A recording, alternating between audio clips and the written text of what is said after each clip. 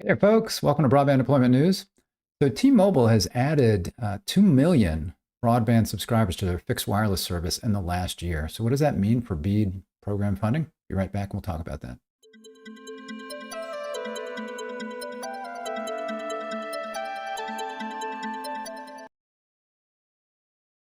Thanks for joining me. Rick Uzzi here with Broadband Deployment News. So as I mentioned, T-Mobile's, you see the story here. This is in Inside Towers. T-Mobile seeing fabulous demand for fixed wireless. T-Mobile finished 2022 strong in terms of adding fixed wireless access subscribers and expects that to continue into 2023, said Peter Ozvladik, T-Mobile, EVP CFO on Wednesday. Let's see here. Although a majority of fixed wireless access growth is from consumers, businesses continue to increase their use of the high-speed internet product. It says the demand is fabulous for the high-speed internet product. We're seeing fixed wireless access spread across rural and urban areas. I would suspect the mix will shift a little bit more to the rural and suburban portions of smaller markets as the network build continues to progress there. So that's interesting because that means some of these areas that are more likely to be unserved by, let's say, a wired provider, looks like T-Mobile may be addressing. So I'm sure they've been getting some of that service now where people are served by a wireless provider, but maybe it's an area that's got DSL, maybe a slower DSL service or a slower cable modem service, or maybe even service from another incumbent provider where it's the broadband speeds themselves and may be relatively good, but maybe the service is bad. People just get tired. A lot of people don't like their internet provider. Those that have had good broadband for a while, then they get more picky on other things like customer service and those kinds of things. And certainly quality of service is always important. That's not necessarily being picky if your service is down all the time. So anyway, so they've made some serious inroads here. So T-Mobile is using the excess capacity of its network to provide fixed wireless. In other words, when the carrier determines that postpaid phones can't fill up the capacity of the system, then additional households will be approved in the sector to use fixed wireless. We look at every site on a sector-by-sector basis, he said. We're modeling out what the projected growth is from postpaid phones, which is what we're protecting at all costs. So this is an issue where they've only got a certain amount of spectrum and bandwidth that the system can handle. So they're looking at different areas, and if they've got the bandwidth, if they don't have, if they're not going to threaten what they're calling their postpaid phone service, in other words, people that have T-Mobile subscriptions month to month for their cell phones, they don't want to. That's a huge part of their business, so they don't want to have any issues with that. So they look and see if they have the capacity, and then they'll go ahead and add that. T-Mobile's current 120 megahertz of mid-band spectrum position is expected to grow to 200 megahertz by the end of 2023. This will mean more room for additional fixed wireless users on the system. The spectrum deployment creates a tremendous amount of capacity, he said, even with our projected growth in postpaid phone and other connected devices growth. T-Mobile's fixed wireless access net additions of 578,000 hit another record high in the third quarter, which was more than AT&T, Verizon, Comcast, and Charter combined. The carrier noted that growth in ads come from outside its current customer base, so these are new customers for them. More than 2.1 million customers were provided fixed wireless access by T-Mobile at the end of third quarter 2022. So they're up over that now. I think they're we'll see here in a minute, I think it might be 2.6 million. The demand for the product is really strong. The NPS, or Net Promoter Scores, prove that out and out more capacity continues to build. This is right about the pace that we want, which is 500,000 ads per quarter, which is what they've been doing. So I pulled some numbers here, looking to see what they have been doing. This was from the report where they were reporting these numbers. And you can see things about their postpaid phone service, those kinds of things, their churn. But this is what I found really interesting here. So you can see at the end of 2021, the numbers that they had for high-speed internet customers, and then total high-speed internet customers at the end of that period. Let's see, high-speed internet. This is additions. So you can see here, they went from 546 to 646. Not sure what that means. But so the difference here. So this is 2 million high-speed. Oh, this is the net ad. Okay, this is the net ad in this total. So they had net ads of 546,000 in 2021. And that brought them up to 646,000. Then they were at 2 million net addition adds in 2022. So that brings them up to 2.646 million subscribers at the end of 2022. You can see here the growth that they did throughout the quarters here. So fourth quarter 2021. So you can see that's when they were really starting to pick this up due to the spectrum additions that they got from kind of acquiring Sprint.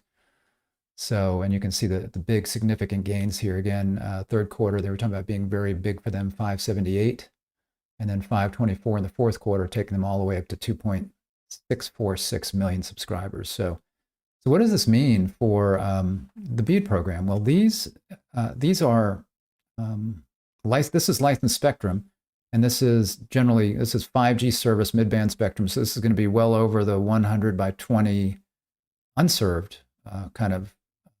It should be well over the 100 by 20 unserved category, and it's certainly well over the 25 by 3 for unserved. So this means that anywhere that they have coverage, when you go to the broadband map, you should see their service, and it should say that that area is served based on that being a reliable broadband service. Because according to the NOFO, the BEAD NOFO, something is a reliable broadband service if it is a fixed service, even including DSL, as long as it's over the broadband threshold, or if it's fixed wireless using licensed spectrum or a mix of licensed and unlicensed. And I believe that everything that T-Mobile has, is, even if it were CBRS spectrum, I'm not sure if they have that, but everything they have would be licensed spectrum.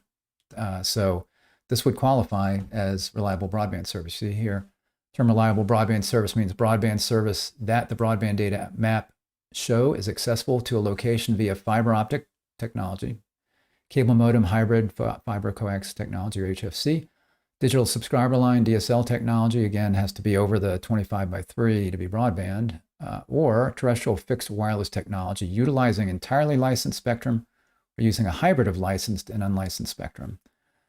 So anything that doesn't meet that will be considered unserved on the map, but obviously they are meeting that criteria, so that's served. So, and then, where are they? Well, I went ahead and looked in my area. I had been getting texts from them. I'm actually a T-Mobile mobile customer. I have AT&T fiber at home, but I've been getting texts from them to, hey, come on to our fixed wireless service, $50 a month, no setup fee, no broadband caps, anything like that, no usage caps. So I went ahead and looked at my address, and it says, yeah, 5G home internet is available at your address, but spots are limited. So again, they have the capacity right now, but they can only take so many customers. So it's kind of like that, get it while you can before the offer ends. Well, in this case, it's get it while you can while we still have capacity. So they're looking at doing that in various markets. In this particular market, there's a lot of competition. So anybody that would be going to that fixed wireless service here would be unhappy with whatever they have due to either price or maybe it's not reliable. So for $50 a month, again, it's a good deal. Although with you've got competitors here with AT&T and with Comcast, Xfinity, and there's might be one or two others in this area. I think there's like 4 or 5 that can service my area if I wanted it. So they are going to have a harder time getting the business here than they would in some other areas. Although again, if people are not happy, if there's one other provider and they're not happy, then they can switch over. So I don't know how happy I would be if this was my only choice. I guess I would be happy. It's hard to say because I've always been in an area, generally speaking, where the broadband's been good because, we're, kind of a metro area, suburbs. So we've had several choices. I guess if somebody, has not had anything reliable and then suddenly T-Mobile comes in, they're going to be happy.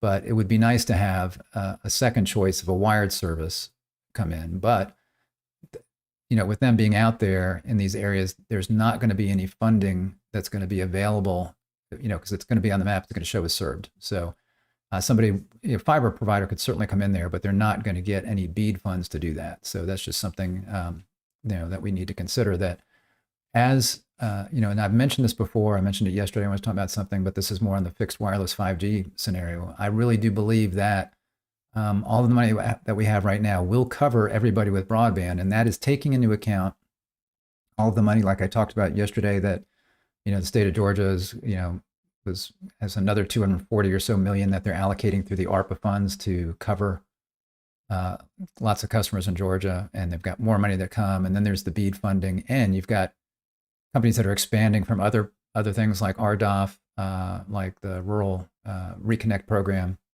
USDA Reconnect Program, and taking into account, of course, 5G, because all of these, you've got T-Mobile that's doing their expansion. You've got Verizon, you've got AT&T. Now, T-Mobile is the one that's really going gangbusters because they've got the most spectrum.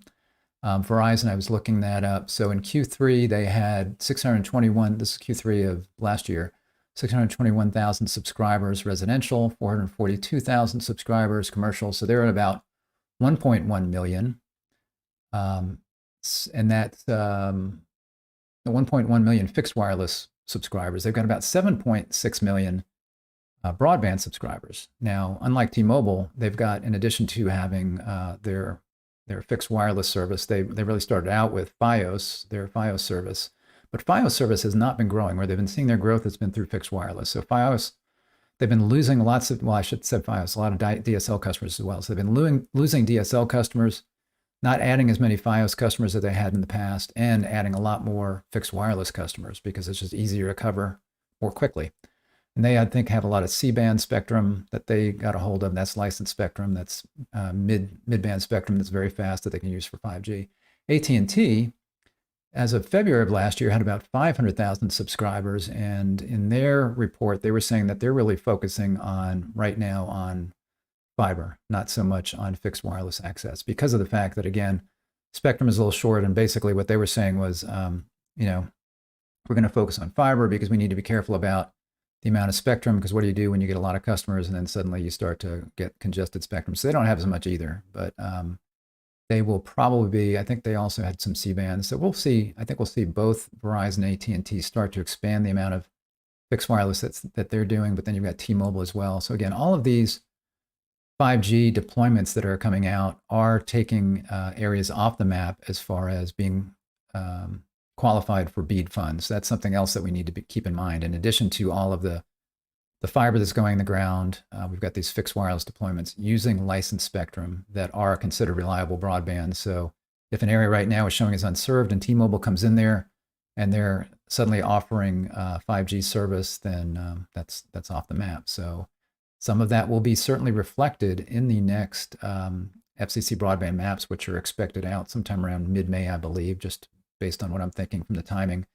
We should see the maps then, and those will take into account things like these kinds of deployments, because right now, here in the next couple of months, internet service providers like T-Mobile, like AT&T, Verizon, Xfinity, cable providers, all of the fiber providers, fiber operators, they are all now reporting where they have coverage.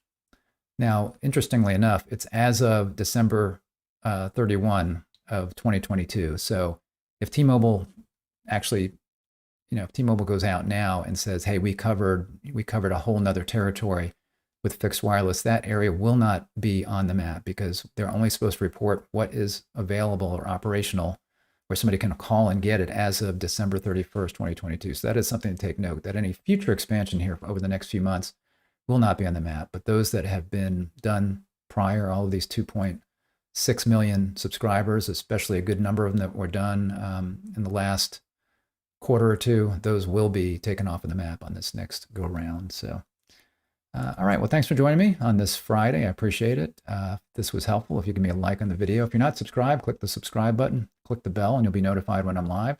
Don't forget, if you're an internet service provider and we can provide you any kind of assistance with broadband deployment, especially after your broadband network is in, if you're a new broadband provider and it's like, how are we going to do tech support, or how are we going to provision our devices? What about diagnostics? We can help you with those kinds of things. Just check us out. You see our website there. You can give us a call, send us an email, and we will be happy to assist you however we can. Thanks a lot, and I will see you next time for Broadband Deployment News. Take care.